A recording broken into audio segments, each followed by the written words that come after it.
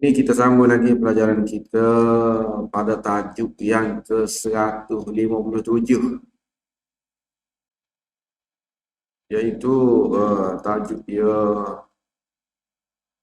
jelaskan dan jangan sembunyikan. Jelaskan dan jangan sembunyikan berkenaan dengan kitab. Kitab apa tu? Iaitu kitab yang diturunkan kepada ahli kitab.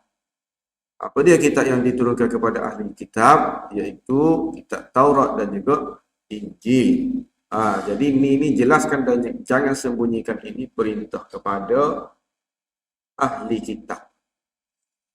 Firman Allah Ta'ala, A'udzu billahi minasyaitonir rajim, wa idh akhadallahu mitsaqal ladzina utul kitaba latubayyinunnahu lin-nasi wa la taktumunahu. Ingatlah ketika Allah telah membuat perjanjian, mitsaq, perjanjian dengan orang-orang yang diberikan kitab. Siapa orang-orang yang diberikan kitab? Orang Yahudi dan juga Nasrani, pengikut Nabi Musa dan juga Nabi Isa.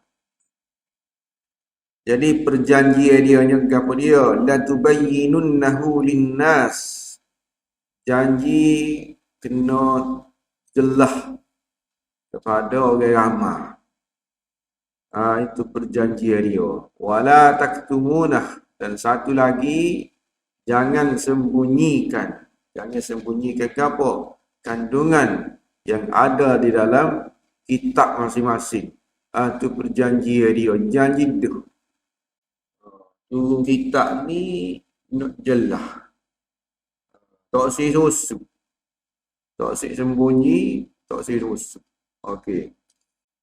Persoalan dia, perlukah disebutkan lagi jangan sembunyikan wala taktumunah itu? Kena sebut ke wala taktumunah? Sedangkan ayat hendaklah kamu jelaskan, iaitu la tubayyinunnahu. Kamu mesti kena berjelas. Itu sudah terkandung makna tidak menyembunyikan apa-apa. Kamu kena jelas. Bila jelas tu tak sembunyi dah lah dah. Jelas ni makna dia tak sembunyi dah. Dah jelas dah. Tapi Tuhan sebut lagi wala taktumunah. Ni buat apa? Kena jelas, jangan susu. Sepatutnya pada berhenti di ayat wa idh akhadallahu mitsaqal ladzina utul kitab latubayyinunnahu linnas. Itu sudah. Pada setakat tu je. Tapi dia tambah sikit lagi dah wala taktumunah.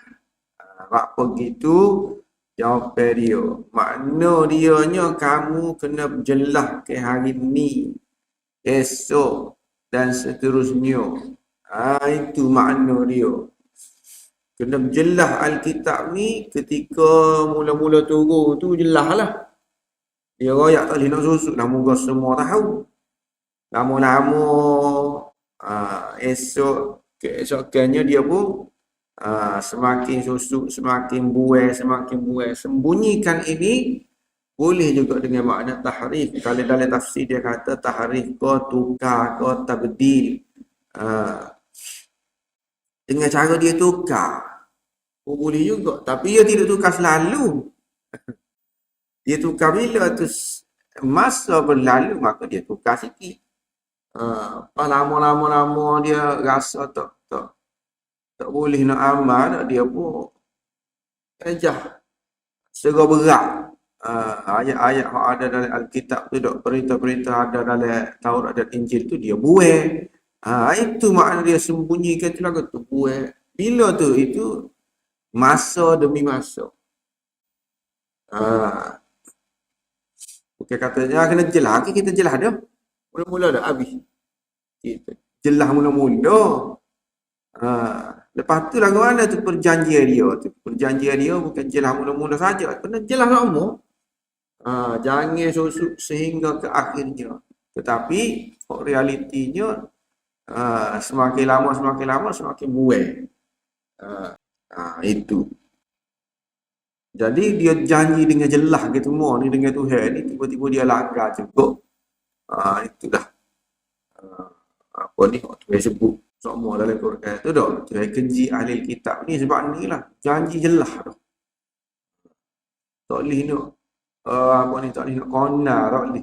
Jelas sangat perjanjian itu. Menjelaskan kitab dan tidak menyembunyikan sifat-sifat Nabi. So lagi. La tubayyinunnahu linnas. Dia jelas pasal ahli kitab, tapi berkenaan dengan sifat-sifat Nabi ni dia susu. Apa sebab kenapa dia sembunyikan sifat-sifat Nabi? Sebab dia tak seiktiraf Nabi ni. Nabi mana? Nabi Muhammad sallallahu alaihi wasallam. Dia tak seiktiraf.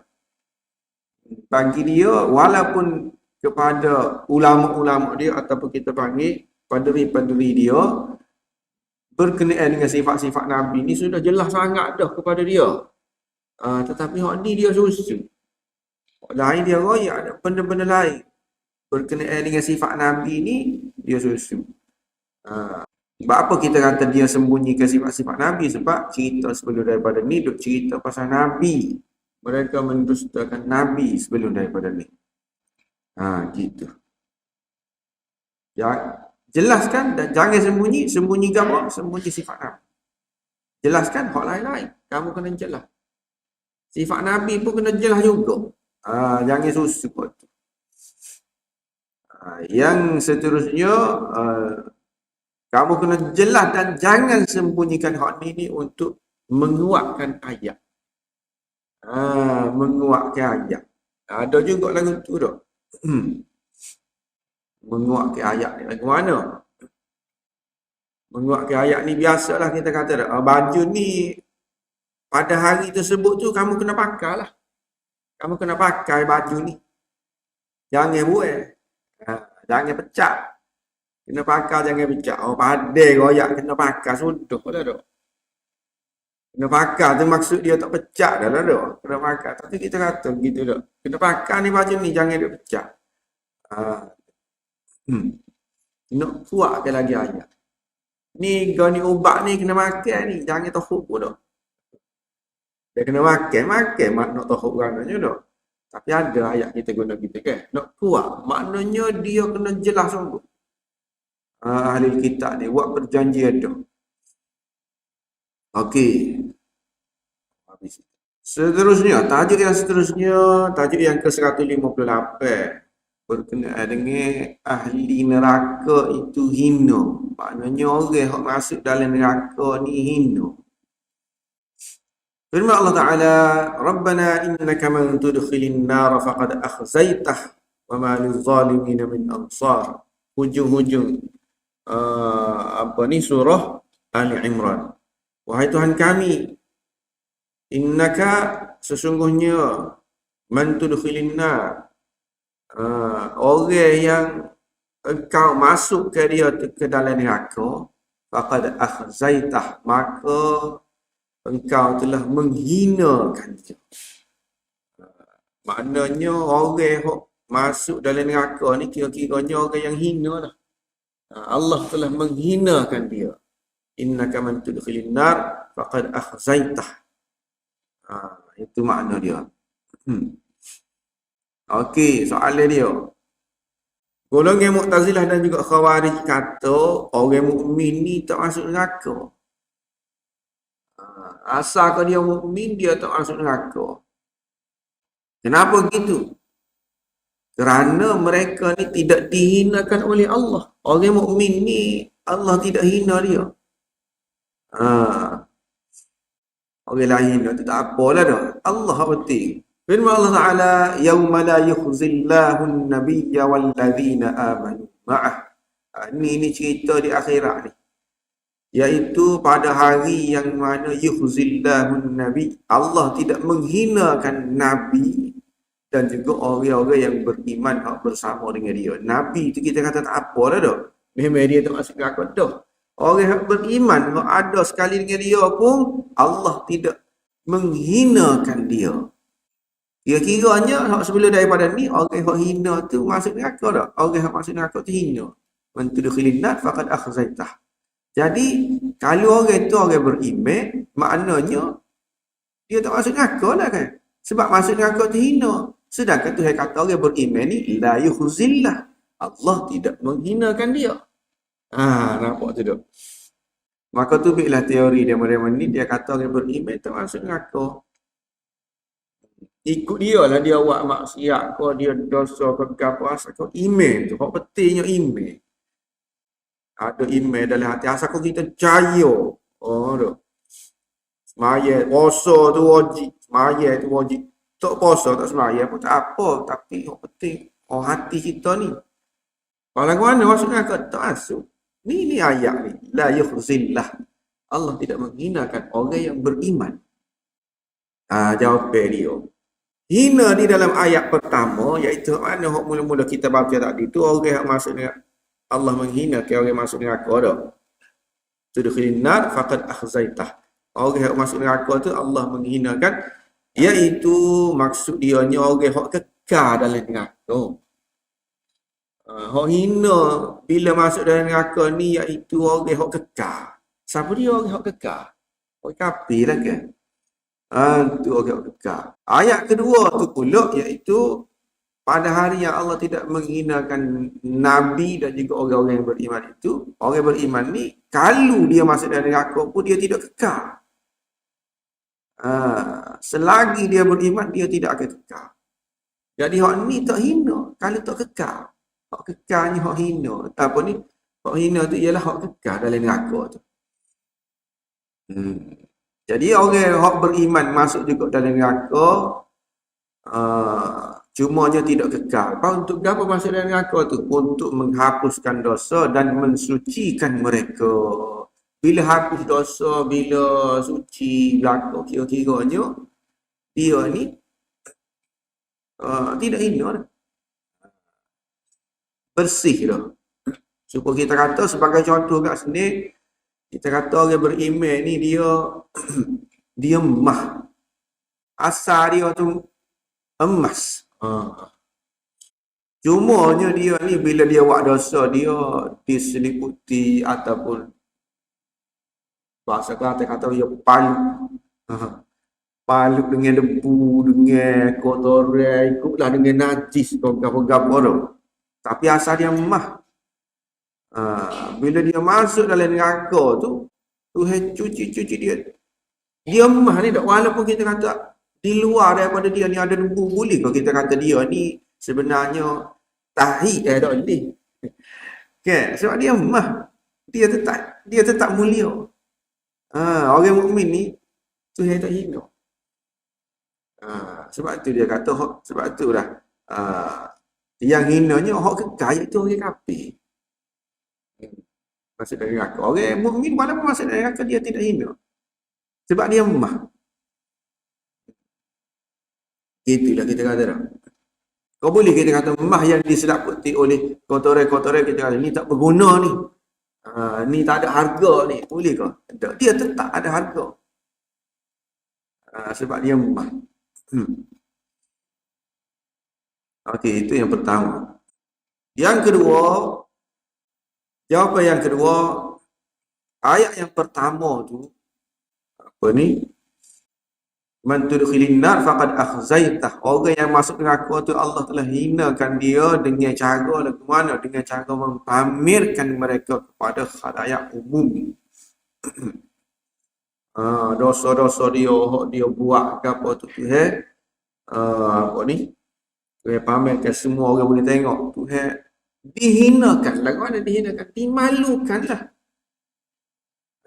Dimalukan di hadapan orang. Itu maksud dia. Ayat kedua pula, iaitu orang mukmin ini tidak dihinakan, iaitu tidak dipamerkan mereka di hadapan umum. Walaupun dia dosa lah tak, tapi masuk neraka. Tapi dia lah orang yang tidak tengok. Bila orang tidak tengok ni tak hina lah. Kita kata orang yang masuk jin. Orang yang masuk jin ni dia masuk jin tu. Ada siapa dia tahu? Tak ada siapa tahu tu. Mungkin seksa dia berat lagi dalam jin kan. Teruk seksa dia dalam jin tetapi tak ada siapa tahu. Maka dia tidak dihinakan. Berbeza dengan orang yang tak masuk dalam jin. Tak? Orang yang buat kesalahan tiba-tiba ditangkap di khalayak umum tu. Tak ada orang seksa ke apa, orang kata je ke dia dah. Tapi orang ni kata, orang ni kata, orang ni kata. Tidak. Memalukan tu. Tidak kan? Memalukan kan? Itu, begitu juga. Orang mukmin ni kena seksa lah. Tapi hal dia. Tapi orang kafir dihinakan, iaitu ditunjuk, dipamerkan. Apa ni? Dosa-dosa dia. Semua orang tengok belakang. Ni. Sebab tu ada doa dah. Dia tutup keaiban kita di hari kiamat. Jangan memperlihatkan keaiban kita. Tu. Termasuk dalam ayat ni lah. Sebab apa? Bila terlihat tu jadi nampak hina. Mungkin atas dunia ni kita tidak, orang tak tahu dah, tidak tertangkap. Tapi sebenarnya kita berdosa.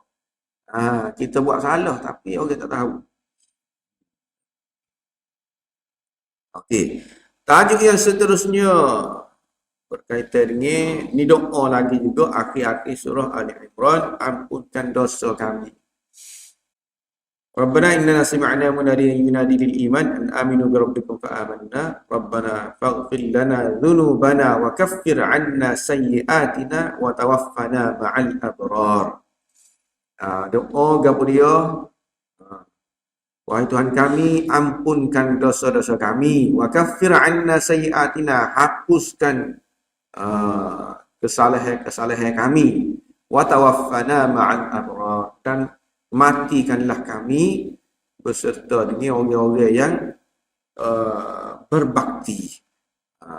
Jadi di sini Allah mengajar kita berdoa lah, dan juga minta ampun. Lagu mana cara nak berdoa, lagu mana cara nak minta ampun, hak ni lah dengan cara hak dia ajar ni. Faghfir lana dzunubana.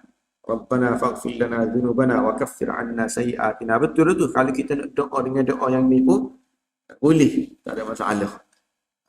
Ni doa yang diajarkan oleh Al-Quran sendiri, Tuhan sendiri ajar. Okey, soalan dia. Apakah faedah di sebalik kata ampunkan dosa-dosa kami dan hapuskan dosa-dosa kami? Waghfir lana dzunubana, itu ampunkan dosa kami. Wa kaffir 'anna sayyi'atina, hapuskan dosa-dosa kami. Bukankah Allah mengampunkan dosa itu sudah bererti Allah menghapuskan dosa? Waghfir lana dzunubana, itu makna dianya menghapuskan dosa dah lah. Ampunkan dosa kami, bila Tuhan ampun maknanya hapuslah dosa tu dah. Apa guna disebut dua kali tu?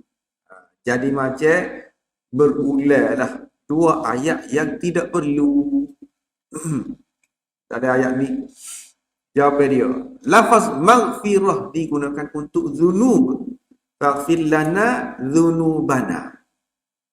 Maghfirah ni, ampun ini digunakan untuk zunub, iaitu dosa.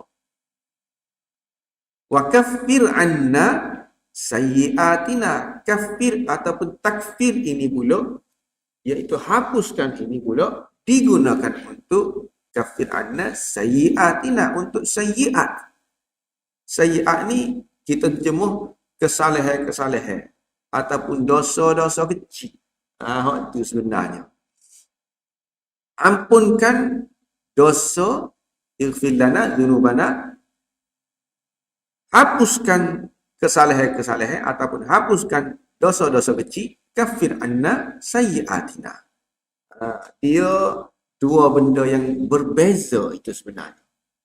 Walaupun nampak zahir dia nampak supaya ampun dosa tu, hapuskan dosa lah kan. Tapi sebenarnya berbeza. Walaupun zahir dia sama. Iaitu hak pertama, ighfir lana dzunubana tu minta supaya dosa-dosa kita ni, tak kira dosa kecil ke dosa besar ke, diampunkan belaka. Kafir 'anna sayyi'atina, hak ni berkait dengan dosa-dosa kecil ataupun kita panggil keterlanjuran. Minta supaya hapus juga hak kita tak perasan. Orang panggil dosa kecil ni kita panggil sayyi'at. Sayyi'at ni biar hapus juga. Jadi dzunub ataupun dosa tu boleh lagu mana cara nak suruh Tuhan ampun, iaitu kena bertaubat. Dosa ni dosa besar ataupun dosa-dosa lain lah. Ni kena bertaubat. Ataupun kalau kita tak taubat pun dengan cara tak ada lain, Allah maaf, tu saja cara dia. Kalau Allah tidak maaf tak ada. Kalau Allah tidak maaf, kita tidak bertaubat, maka tak hapuslah zunub ni. Seterusnya sayyi'at itu pula, iaitu dosa kecil pula, ataupun kita panggil keterlanjuran itu pula, ni dihapuskan dengan amal soleh. Dengan kita buat amal soleh, kita buat kebaikan. Innal hasanat yudhibna sayyi'at. Dalam Quran sebut al-hasanat maknanya benda-benda hok molek-molek hok kita buat. Benda-benda hasanat ni ikutlah ke apa? Buat benda yang mengganggu di jalan pun itu kita bagi hasanat juga dah. Hasanat yudhibna sayyi'at. Benda-benda lagu tu dia boleh menghapuskan dosa-dosa kecil ataupun kita panggil hok keterlanjuran kita ni. Kesilapan kita tanpa sedar.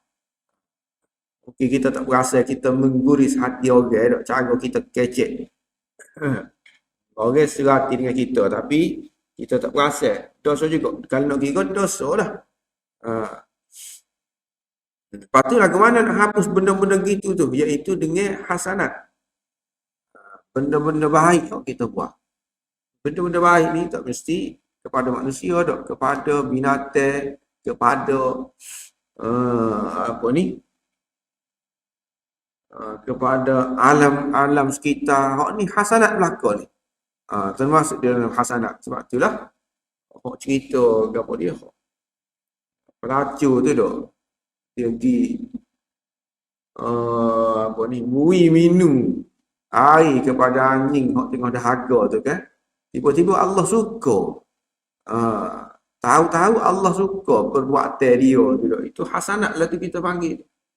Dia buat maka asbab tu hasanat dia tu Tuhan ampunkan dosa-dosa dia. Masuk syurga gitu ya. Boleh jadi. Tadi tidak dosa kecil kalau nak kira dah. Tapi secara umumnya secara umumnya dosa kecil lah. Kafir anna ni dosa kecil. Biar Tuhan hapuskan juga dosa-dosa kecil. Okey, seterusnya tajuk yang ke-160, memakai harta anak yatim. Firman Allah Ta'ala, wa atul yatama amwalahum wa la tatabaddalul khabitha bit-tayyib wa la ta'kulu amwalahum ila amwalikum innahu kana huban kabira. Ni Tuhan larang kamu daripada makan harta anak yatim lah ni. Atul yatama amwalahum, kamu kena bagi kepada anak yatim tu harta mereka. Bila tu kena bagi tu setelah dia boleh mengurus lah, setelah dia balik dan juga boleh mengurus harta dia. Wala tatabaddalul khabitha bit-tayyib, kamu jangan campur hak teruk dengan hak molek. Harta dia tu hak teruk-teruk tu beri dia. Dia molek-molek tu ambil kita. Campur gitu. Tak boleh tu. La tatabaddalul khabitha bit-tayyib. Hak teruk-teruk tanah-tanah hak duduk di doalah dalam hutan tu biar dia. Molek-molek pandang ni juta-juta ni dah ambil kita. Itu maksud tatabaddalul khabith bit-tayyib, tukar. Lepas tu wala ta'kulu amwalahum ila amwalikum, jangan kamu makan harta mereka dengan yang dicampurkan dengan harta kamu. Jadi di sini innahu kana huban kabira, kerana hak tu perbuatan lagu tu adalah huban kabira, dosa besar. Jadi di sini kita nak yang mana? Wala ta'kulu amwalahum ila amwalikum tu. Allah melarang kamu daripada mencampurkan harta anak yatim dengan harta kamu, lalu memakannya dengan cara yang salah. capur tapi berhati-hati beringat hak tu tak apa. Hak tak lehnya bila capur ni apa ni kita pun guna harta dia dengan cara salah. Sebab apa? Sebab capur tu. Maka termakan harta anak yatim. Hak tu tak boleh. Soalan dia, yang dilarang ialah memakan harta anak yatim yang bercampur dengan harta kamu. Lagu mana pula kalau makan harta anak yatim yang diasingkan, suku tak campur dengan harta kita tu. La takulu amwalahum ila amwalikum. Hak tu hak tak boleh. Hak campur. Bila harta anak yatim ni masuk dari harta kita tak tahu mana so, tu tak boleh makan. Tapi kalau hak suku zakat ni harta dia jelas. Ni akaun dia, ni akaun kita. Akaun dia ni kita ambil. Kita guna. Hak tu lah ke mana? Boleh kan tak begitu? Sebab hak dilarang ni hak tu. Dilarang hak capu. Hak tak tahu jadi dah. Yalah kan dah lama termasuk hak apa ni? Nampak sebab kita takut termasuk hak dia kan. Capu-capu belakang dah. Harta dia tu, contohnya kita katakan dia rumah sewa sebagai contoh dah. Dia ada rumah sewa. Piti rumah sewa tu orang bayar biar masuk dalam akaun kita belakang. Masuk dalam akaun kita. Dalam akaun kita tu duit kita pun ada. Duit orang bayar sewa. Duit orang bayar apa dia lagi. Adalah harta dia hak lain dah. Campur-campur gaul habis. Hak tu tak boleh. Hak tu dosa. Tapi kalau hak suku zakat tak apa. Gitu kah? Sebab tak ada royak ni. Dalam Quran ni. Dalam Quran kata hak campur. Hak tak boleh. La takulu amwalahum ila amwalikum. Hak dosa besarnya hak campur. Jadi jawapan dia nya makan harta anak yatim yang bercampur dengan harta kamu dan tidak jelas bahagiannya adalah dilarang. Tu hal larang ni hak tak jelas. Campur dengan harta kita jadi tak jelas. Ni tak boleh. Betul lah. Masuk dalam akaun kita belakang, duit gapo-gapo, ada pekerja, ada orang kerja, kile keuntungan rumah sewa dah. Capur habis. Duit kita pun ada juga. Gaji kita dah. Tu tak boleh. Sebab dia tidak jelas ni. Tidak jelas. Lagu mana kamu kena jelas. Lagu mana kamu nak kena jelas harta anak yatim supaya kita tidak termakan harta dia tu tak? Kita kena asingkanlah. Bila capu lagu tu, dia jadi tak jelas, takut kita termakan harta dia. Jadi kita kena asingkan. Itu cara dia. Lepas tu makan harta anak yatim hak tidak campur dengan harta kita hak tu, yang jelas bahagia dia hak tu, kalau kira lebih-lebih lagi lah tak boleh. Hak campur hak tak jelas. Boleh jadi piti kita ni dah. Hak tu betul yang kata huban kabira, dosa besar. Apatah lagi kalau hak memang suku. Kau ni suku dah. Kita ambil guna untuk kepentingan kita. Hak tu lebih-lebih lagi lah. Dilarang. Orang panggil min babil aula. Lebih-lebih lagi lah. Hak memang tak ada piti kita langsung. Tak campur dengan piti kita langsung. Hak tak boleh. Jangan kata hak tu boleh ni dah. Sebab tu hal larangnya hak campur. Kira-kiranya hak tak campur tak boleh. Ada orang gitu. Hak campur ni dia kau berat. Hak tak campur dosa besar. Hak campur pun dosa besar juga. Jumpa saja. Ataupun lebih berat hak tidak campur lagi. Okey, habis itu. Seterusnya. Kita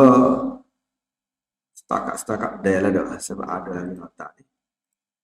Seterusnya tajuk yang ke-161 berkaitan dengan bahagia harta pusaka. Harta pusaka. Firman Allah Ta'ala lirrijali nasibun mimma tarakal walidani wal aqrabun walin nisa'i nasibun mimma tarakal walidani wal aqrabuna mimma qalla minhu aw kathur. Anak-anak lelaki dia ada bahagia dia bahagia harta pusaka ni lah. Kalau walidan kedua ibu bapa dia meninggal. Anak-anak lelaki ni kalau kedua ibu bapa dia meninggal ataupun akrabun, maknanya kita kata kaum kerabat dia meninggal, maka dia ada bahagia dia. Walin nisa'i nasibun mimma tarakal walidani wal aqrabun. Begitu juga anak-anak perempuan pun dia ada bahagia dia juga. Kalau ibu bapa dan juga kaum kerabat dia meninggal, ada bahagia dia. Bahagia dia di dalam harta pusaka. Bahagia dia ni lagu mana? Setelah kita tolak adalah, setelah kita tolak wasiat, setelah kita tolak hutang dan sebagainya. Maka jadilah dia ni hak baki tu, itulah kita panggil hak saka, hak kena baginya. Mimma qalla minhu aw kathur. Tak kira sama ada sikit ataupun banyak, ada bahagia dia. Okey, soalan dia. Bila disebut peninggalan ibu bapa dan kaum kerabat, tentulah sudah termasuk dah dalam dia peninggalan yang sedikit ataupun banyak. Termasuk dah. Mimma tarakal walidani wal aqrabun. Hak ibu bapa tinggal. Hak ibu bapa tinggal ni kan termasuk dah. Ikutlah sikit ke banyak, asal dia tinggal ya Allah belaka tidak. Kenapa perlu disebut mimma qalla minhu aw kathur, sedikit ataupun banyak? Sama ada sedikit ataupun banyak harta yang ditinggalkan itu, kenapa perlu disebut begitu? Tak payah sebut pun tak apa dah. Bukan harta yang ditinggalkan oleh ibu bapa. Maklum, umum lagu tu dah. Tapi sebut lagi ni, Parlamen Kasur ni apa? Jawapan dia, untuk menekankan dan mengingatkan kita bahawa setiap inci harta peninggalan si mati ni wajib kita kena bagi. Hak-hak termasuk dalam harta pusaka tu lah. Wajib kita kena bagi. Apa? Sebab dia sebut mimma qalla min aw kathur. Tak kira sama ada sikit atau banyak. Setiap inci. Apa dia ayat gitu tu? Orang ni nak tekankan, nak mengingatkan kita. Sebab biasanya orang ni kalau harta peninggalan ataupun harta pusaka ni kalau hak banyak, memang dia cara lah dah. Memang dia bagi.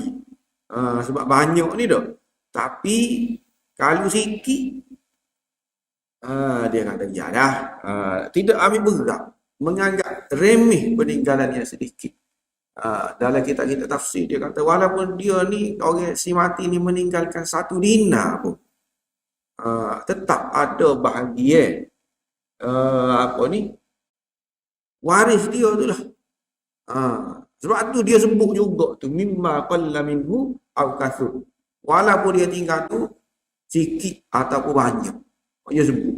Sebab ni lah nak suruh orang beringat ni, harta pusaka ni jangan buat main-main. Kalau dia tinggal 1,000 je tu tak ada. Dia halah beralah dah. Tak boleh, kecuali waris-waris itu jelas. Tak apa dah. Halah beralah apa. Kalau sungguh, kalau tidak, kalau ada sakok di mana-mana, walaupun kita kata sikit dah, jumlah yang sikit dah tu, kalau ni 1,000 tu dah, tetap kena bui. Ikutlah bui 50 riyal pun dah. Sebab bahagia dia tetap ada. Kalau kita makan juga ke kita, kira-kiranya dosa lah. Walaupun sikit, walaupun 50 riyal. 50 riyal tu, hak dia. Hak waris lain. Jadi kita tetap kena bahagi dengan jelas benda ni, harta sakok ni. Sebab tu Tuhan sebut begitu tu. Mimma qalla minhu aw kathur. Apa tu yang sebut lagu tu juga sebab memang realitinya lagu tu. Kalau kita perhati realitinya, memang orang tak cakap loan ni. Ataupun soal lagi banyak lagi dah. Payah nak kira hak tu. Malah cara kita pun moga ada kehidupan dah tu. Masing-masing adik-beradik ada kehidupan masing-masing, ada gaji masing-masing. Kalau kita cara benda ni, dia kau buat baloh lah. Aduh. Orang lagi jadi balak. Paling mana? Biar. Orang panggil harta pusaka yang tidak dituntut ke apa tu ke tak? Itulah. Banyaknya. Tidak dituntut. Ni kira-kiranya kena cara juga. Mungkin kita tak sia orang lain no. Kita tak tahu. Kita sia lah apalah kita ada gaji tu. Malah cara orang lain. Bila kita tak selesai benda tu, orang lain yang lebih perlu, kita tak selesai juga. Sebab apa? Sebab kita tak secara. Ini Al-Kathur kita panggil dah. Al-Kathur. Apa hak banyak. Ada si mati. Jadi, paling mana dia kena pelesar lah kau dah. Moga ada dah kan. Apa ni panduan dia tu, tu saya bagi dah. Ada paling mana pelesar. Tak boleh tinggal. Ya, tak tahu jadi gana tu. Biar jelas. Nak pergi ke Baitul Mal ke apa pun biar jelas juga. Ada. Dia apa ni, waris-waris dia ni. Kita ada banyak ni. Okey, kita nak pergi. Kita sebanyak. Sikit. Jelas. Gitu. Rasanya, setakat kita dulu.